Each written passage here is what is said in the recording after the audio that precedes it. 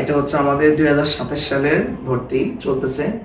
আলহামদুলিল্লাহ আমাদের সিট যেহেতু খুবই সীমিত, সেজন্য 27 সালের ভর্তি আজকে আমাদের মাহফুজুর রহমান অগ্রিম ভর্তি হয়ে গেল।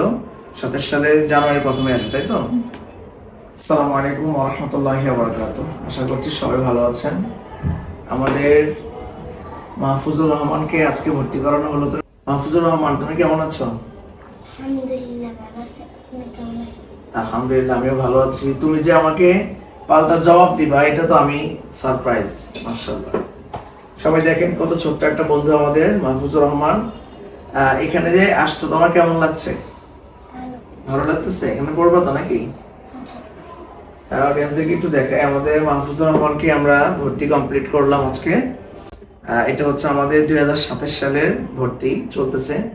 আলহামদুলিল্লাহ আমাদের সিট যেহেতু খুবই সীমিত, সেজন্য 27 সালের ভর্তি আজকে আমাদের মাহফুজুর রহমান অগ্রিম ভর্তি হয়ে গেল।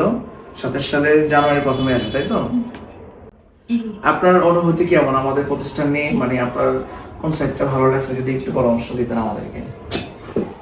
জি, আলহামদুলিল্লাহ ভালো লাগছে। এটাই আপনার ভিডিও দেখে আমার ভালো লাগছে, এই কারণে বেশি ছেলেকে আর কি, এতে ভালো কিছু হয়।